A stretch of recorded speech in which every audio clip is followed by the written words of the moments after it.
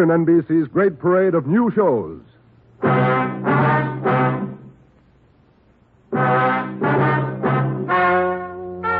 Ladies and gentlemen, the story you are about to hear is true. Only the names have been changed to protect the innocent. NBC brings you Dragnet.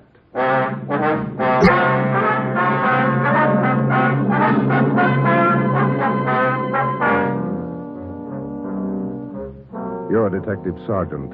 You're assigned to narcotics detail. For more than 2 months, doctors' offices have been burglarized, hospital pharmacies pillaged, drugstores robbed, medical supply firms ransacked, with one purpose in mind: the theft of narcotics. The criminals are expert, cunning, vicious. Your job, get them. Dragnet, the documented drama of an actual crime, investigated and solved by the men who unrelentingly stand watch on the security of your home, your family, and your life. For the next 30 minutes, transcribed in cooperation with the Los Angeles Police Department, you will travel step by step on the side of the law through an actual case from official police files. From beginning to end, from crime to punishment, Dragnet is the story of your police force in action.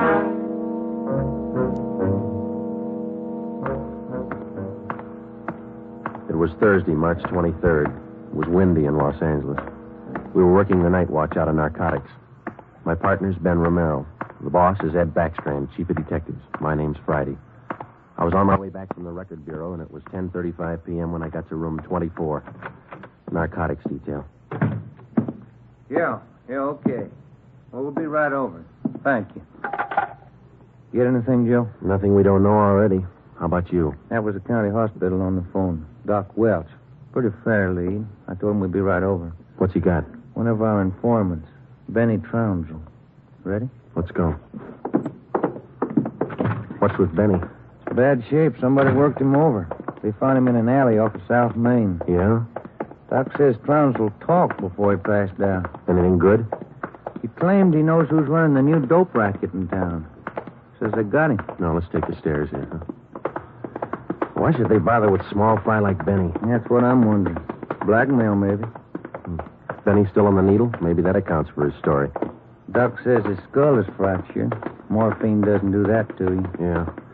Benny mention any names? I don't know. Doc didn't say. Here's the garage. Come on. When did they pick up Benny? About an hour ago. He had a pocket full of bundles on him. Heroin. Trounsel's small fry. He never had that much dope on him in his life. That's what makes it interesting. Let's go.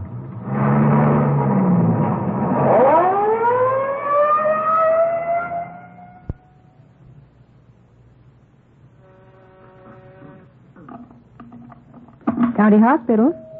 Yes, sir. The line is busy. Will you wait? Thank you. Can I help you, gentlemen? We'd like to see Dr. Welsh. She's expecting us. Your names, please? This is Sergeant Romero. My name's Friday, police officer. Oh, yes. Around the corner to your left, room 127. The doctor's waiting for you. Thank you. Come on, Ben. I hope Benny's still talking. We could sure use a lead. Yeah. Here it is. 127. Hiya, Ben. Joe? How are you, Doc? Anything new? Just left Trounsel upstairs. You think we can talk to him now? Won't do much good. He died about 6 minutes ago. For almost 2 years, Benny Trounsel, an addict himself, had been one of the most valuable informants Ben and I had in the narcotic gangs. More than once, he had helped us solve a case, but this time, if Benny Trounsel had any direct leads to the nerve center of the newest narcotic ring, he took them with him. Besides his dying accusation that the ring had gotten to him, he left behind only 2 small scraps of information. First, when he arrived at the county hospital, Dr. Welsh reported that Trounsel repeatedly muttered the name Patterson. Secondly, among the few personal effects found in his pockets was a good amount of heroin and a small piece of white paper with 2 words scrawled on it: Tucker Building.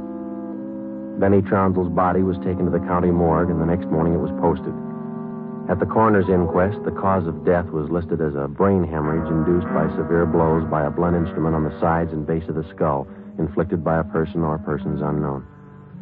Besides Ben and myself, the only identification witness at the inquest was a woman who managed a rooming house in Benedict Alley, where Trounsel used to stay periodically. After the inquest, we questioned her briefly in our office. Miss Strite, you say you can't remember any friends Trounsel had while he stayed at your rooming house? No, I can't. Besides, if I knew that man used dope, I never would have rented him a room. How long did he rent from you, Miss Strite? About 6 months. I run a respectable house. I don't mind if my people drink a little now and then, but those dope users, no, sir. Did you know anything about Trounsel, Miss Strite? Where he spent his time, where he had his meals? Well, don't serve at my place. Too much trouble. Most of the people eat at the Ace lunchroom, down the corner. Where's that, Miss Strite? Grant and South Main, right on the corner. And you think Trounsel might have spent some time there? He might have, I don't know. Miss Strite, did Trounsel ever mention anyone by the name of Patterson? No. Patterson? No. And you can't recall any friends he might have had? He had any friends and never set foot in my house. That's all I know. All right, Miss Strite, thank you. Here's a card, ma'am. If you come across any information about Trounsel, we'd appreciate it if you'd call us. All right. That all? That's all, ma'am. Thank you. Well, bye. Goodbye, ma'am.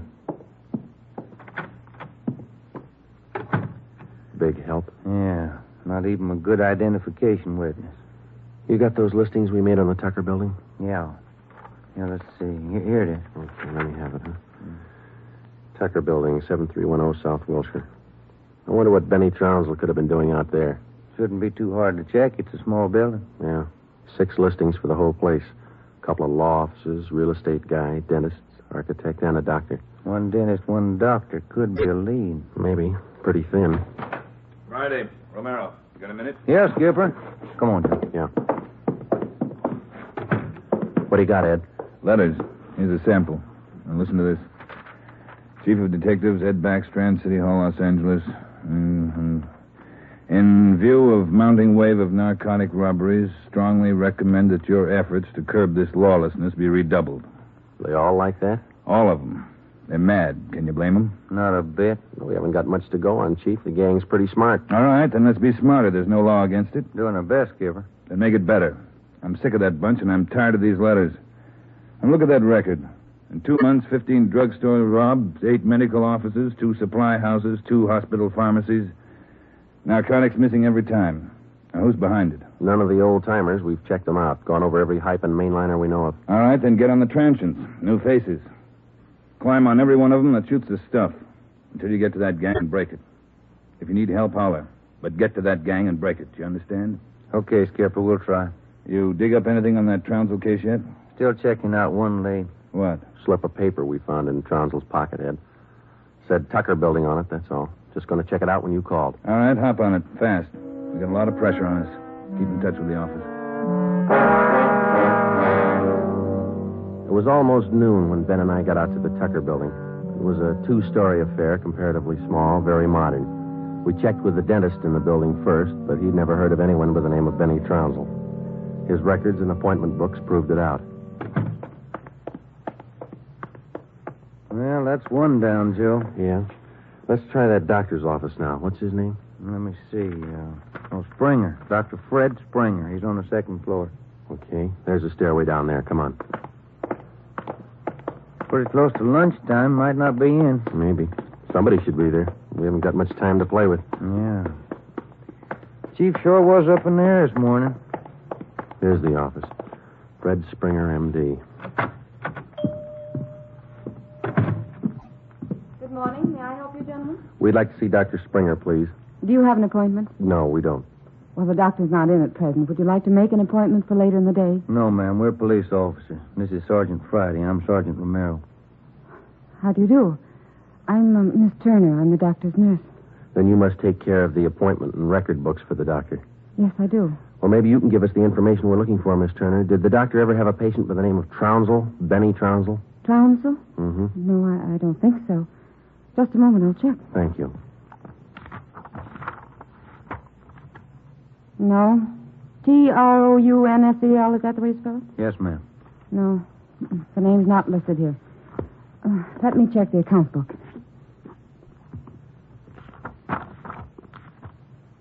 No. Wait. It's funny. What's that, Miss Turner? Here in the back of the book in the doctor's handwriting. Look. Trounsel.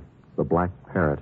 Certainly funny. I can't remember seeing that notation before. It must be fairly recent. Miss Turner, what kind of a clientele would you say Dr. Springer has? Oh, it's quite exclusive. Beverly Hills, Bel Air.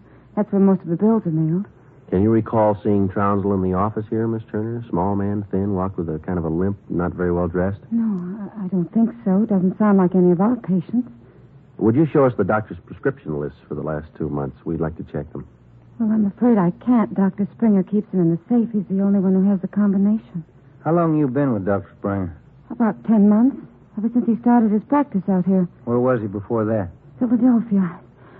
I don't understand all these questions. Is there anything the matter? Just a routine check, Miss Turner. When do you expect the doctor back? About 4 this afternoon. He's out making home calls. All right. Here's our card. Would you ask him to call us as soon as he comes in? I'll do that. Thank you, Miss Turner. Bye. Goodbye. Bye. Oh, say, Miss Turner, there's one more question. Yes?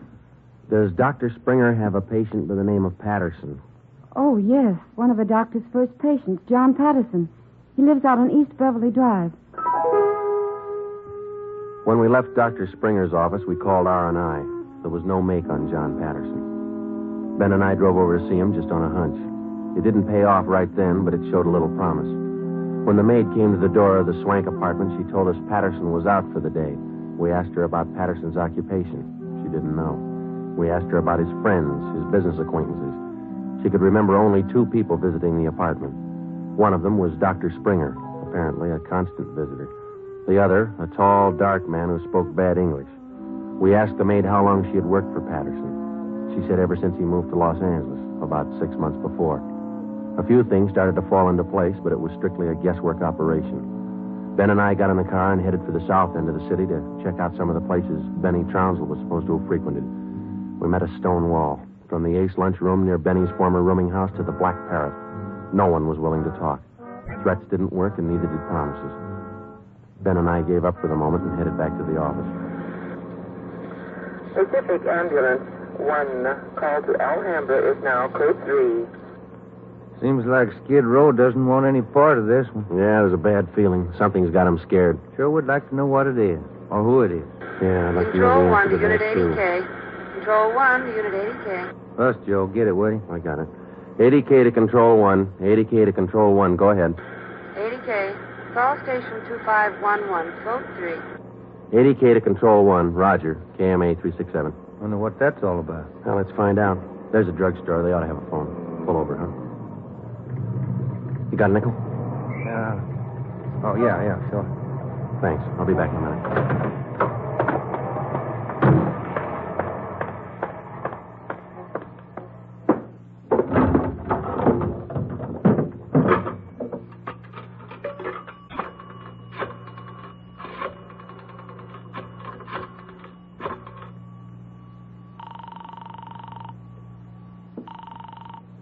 City Hall. 2511. Thank you. Chief of Detective's Office, Hannon. This Friday, Mike. The chief there? Oh, yeah, just a minute. Backstrand talking. This Friday, Ed. What do you got? You tied up? Nothing big. Then check in as soon as you can. Got something good. What? You remember the stick-up at St. Agnes Hospital about a month ago? Pharmacy there? What about it? 2 patrolmen picked up a user down near Union Station about an hour and a half ago. Yeah? Guy was way back on his heels. He had 2 vials of morphine on him. Vials had serial numbers. Good. Did they match out? Perfectly. Thanks, Ed. We'll be right in.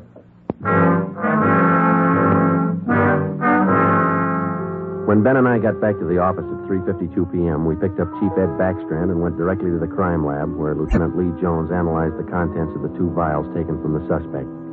Jones told us it was high-grade morphine. We went back to the office and double-checked the serial numbers on the vials with the crime report on the St. Agnes Hospital robbery. They matched. And there's a good break. These vials were in the loot when the gang knocked over the hospital 28 days ago. Now stay on the trail and we'll crack that gang wide open. This the arrest report on the guy, Ed? Yeah. Picked him up in a bar off South Main. Who is the guy? Trained you? Yeah, here it is, Ben. James Steiner, Phoenix, Arizona, age 37, transient laborer. Anybody talk this guy yet, Ed? Not yet. He shouldn't be too hard. You better get on it. Right, Skipper. Come on, Joe. Check you later, Ed. What time you got, Ben? Let me see here. 25 past 4. A phone call for you, Ben. Yeah, who was it? Your wife. Want you to pick up some aspirin and a bottle of nose drops for your kid on your way home. Oh, yeah, almost forgot. That the only call we had, Mike? That's right. Thanks. Well, You got that Dr. Springer's number, Ben? Yeah. Here it is. Crestview 55284. Thanks. Nurse said he'd call us around 4, didn't he? Yeah.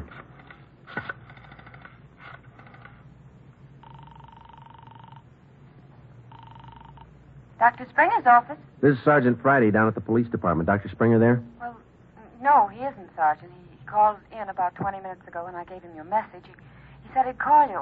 All right, Miss Turner. When he comes in, tell him to call us. Impress on him it's urgent. All right, Sergeant, I'll do that. Goodbye. Goodbye. No luck? I don't know. Just a hunch. He may be ducking us.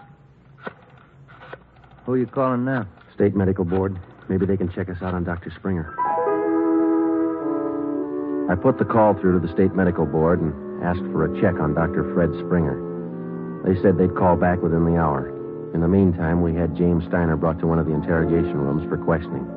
It was all talk. Oh, look, it's like I told the sergeant when they booked me. I don't know anything about this hospital job. Sit down, Steiner. Oh, all right, thanks. How long you been in the city, Steiner? L.A.?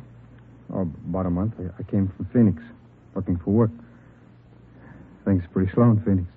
Where'd you get the morphine? Huh? I said, where'd you get the morphine? The stuff? I bought it. Just for a pop now and then. I just play around with it. Just for kicks. Who'd you buy the vials from? Who? I don't know. Guy in a bar. Gave me a price. Which bar was that? Which bar? The Black Parrot. I'm not hooked. I just play around with it just for kicks. What'd the guy look like, Steiner? What did he look like? I don't know. Tall, I guess. Would you remember him if you saw him again? Remember? Sure. I talked to him a couple of nights at the bar. Was he on the stuff? Was he a hype? Hype? Yeah, maybe. Tall fella, dark. You shooting the stuff? Shooting the stuff? No, I'm no mainliner. I never took in the veins in my life. I told you I'd do it just for kicks, just to pop now and then. Take off your shirt. Let's see your arms. Huh?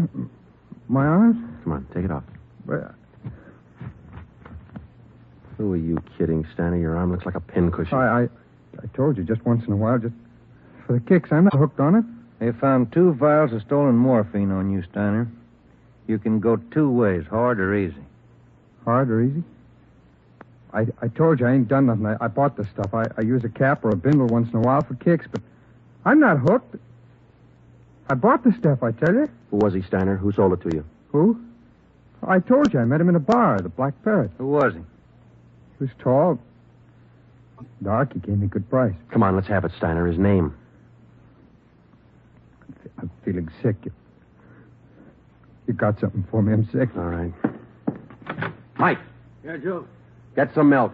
A couple of quarts right away. Okay. You ready to tell us, Steiner? Who was he? I'm sick. I'm sick. We're getting some milk for you now. Come on, you better talk. Max. That's all he said. Name was Max. He gave me a good price. I only take a pop now and then just for kicks. You think you could point him out for us? Yeah. Maybe. I'm sick. Sick. Narcotics, Romero. Hello. This is Dr. Springer calling. You wanted to talk to me. Yes, we did, Doctor. And we've got a few questions we'd like to ask you. Oh, hold on just a minute, will you? It's Dr. Springer, Joe. All right, tell him we got to see him tonight. We'll call him back later. Dr. Springer? Yes? Sorry, Doctor. We'll have to see you later on tonight. You be at home? Well, I have an appointment this evening. Would you mind telling me what this is all about? Sure, Doctor. It's about a man named Benny Tronel. Oh. I see. And if you don't mind, we'd like to check over your prescription list with you. Yes. I'll cancel my appointment. You can contact me here at home. 1538 South Road. I'll be here all night. All right, Doctor. Thank you. We'll see you later, then. Yes. Goodbye. Goodbye. What'd he say? All right? Yeah, it's all right. I'll buy that hunch of yours now, Joe. Dr. Springer, he knows who killed Benny Tronel. I bet he knows why.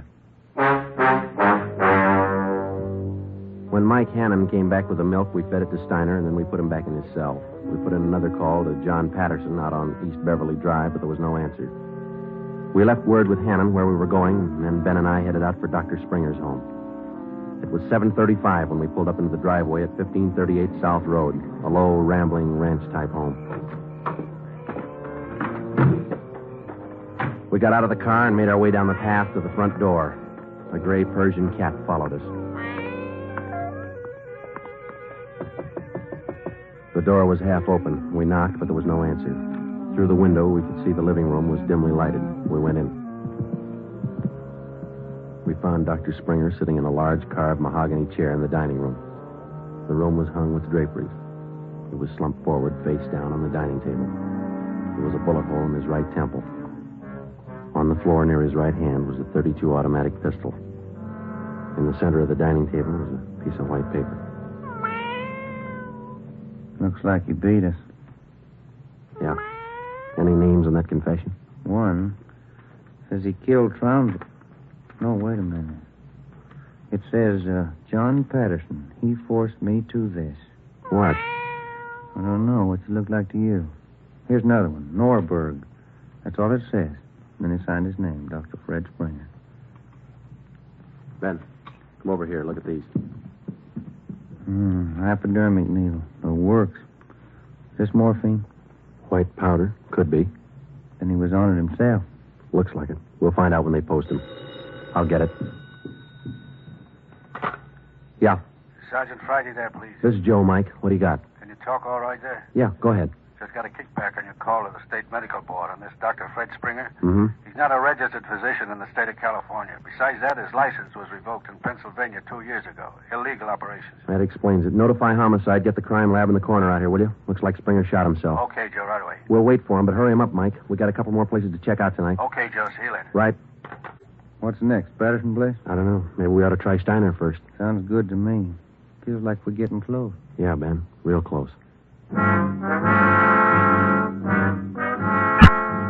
12 minutes later, homicide and the crime lab men checked in at the Springer house, and Ben and I checked out. We went back to the office and found Ed Backstrand waiting for us. We told him our story, and he sent 2 men out to keep an eye on the Patterson place. 2 other men went to work to try and track down the other name in Springer's confession note, Norberg. Ben and I went up to the county jail and picked up Steiner. The 3 of us started out to look for the man who sold Steiner the 2 vials of morphine stolen from the hospital pharmacy a month before. The man's name was Max. He was tall and dark. That was all we knew. The rest of it was up to Steiner. 2 other men from the detail, Davis and Emerson, came along with us to take care of Steiner if anything went wrong. Our first stop was the Black Parrot Tavern. Davis parked the car in an alley down the street. Steiner, Ben, and I got out and walked the rest of the way. You understand what you're supposed to do, Steiner? Me?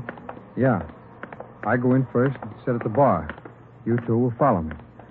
I sit at the bar, and if I see Max, I give you the sign. That's okay, huh? That's right. And you don't try to break for it. Break for it? Me? I told you, I'm squaring with you guys. All right, Steiner. Go ahead. Let's hope it works, Joe. Yeah. There he goes inside. Come on. Now, look, try to grab one of the booths along the wall if you can, huh? Right. Here we are.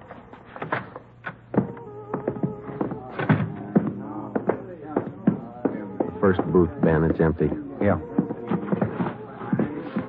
Fellas left to order at the bar. Waitress got a night off. Make it a couple of beers, will you? Couple of beers? Okay. Joe. So look at Steiner.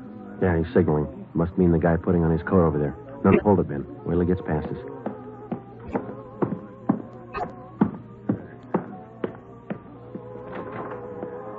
All right, get Steiner back to the car. I'll tail the guy. You come after me.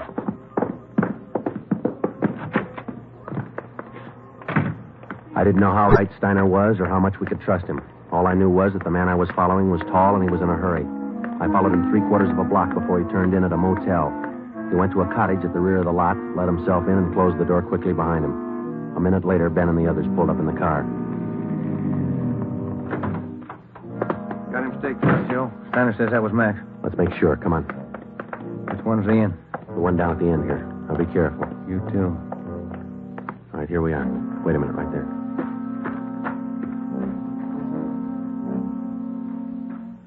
Look, there's no rear door. He's got to come out the front. Keep the door clear. You ready? All set. Cover me.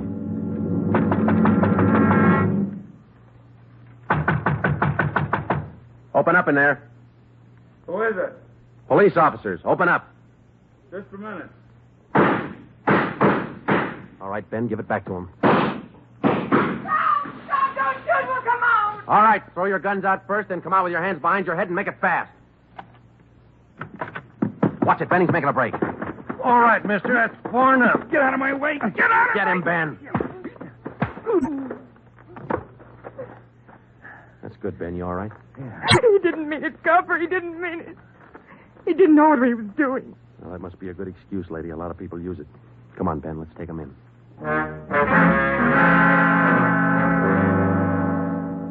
It was 10 minutes past midnight when we got back to headquarters. Both the man and the woman were booked for violation of the State Narcotics Act, a felony. He gave his name as Max Jansen. In his luggage, we found 13 vials of morphine, large quantities of heroin, and a small amount of Panopin. He gave us the names and addresses of 6 active members of the narcotics gang. He identified Dr. Springer as second in command.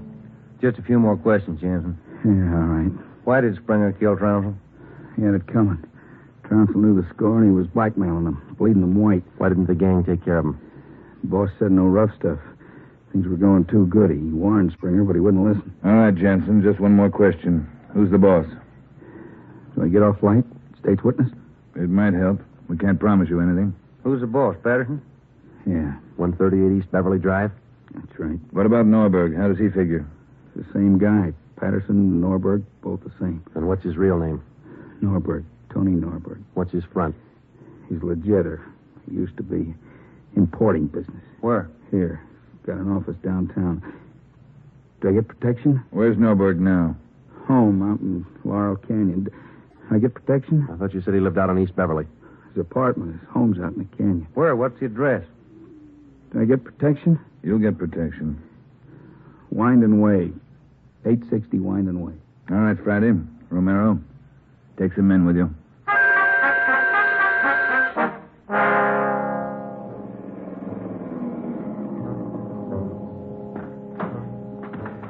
All right, Davis, cover the back of the house. Levine, you cover the front. Come on, Ben.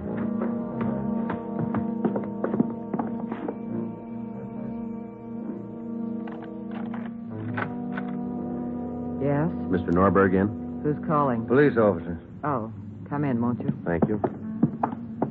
Now get your hands up.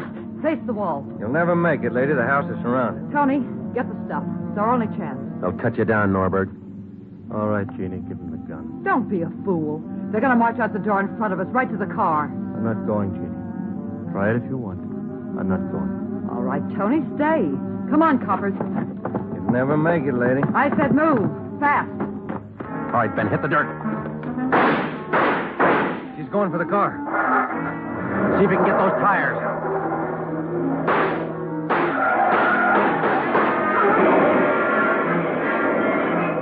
Come on.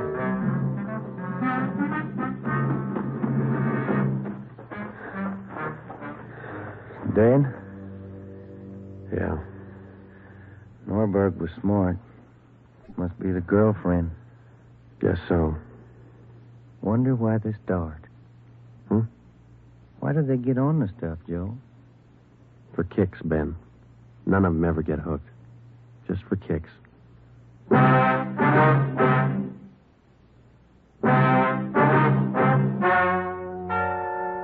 story you have just heard is true. Only the names were changed to protect the innocent. Tony Norberg, alias John Patterson, was tried and convicted for possession of narcotics, robbery, and conspiracy, and was sentenced to the maximum term prescribed by law, each count to run consecutively. He died 3 years and 11 days after his arrival at the state penitentiary.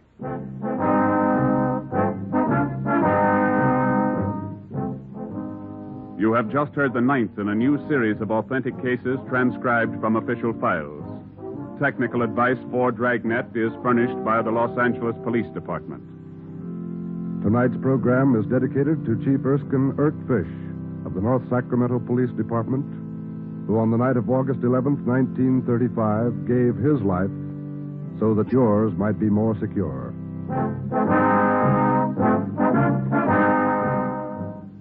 Dragnet came to you from Los Angeles. This is NBC, the national broadcasting company.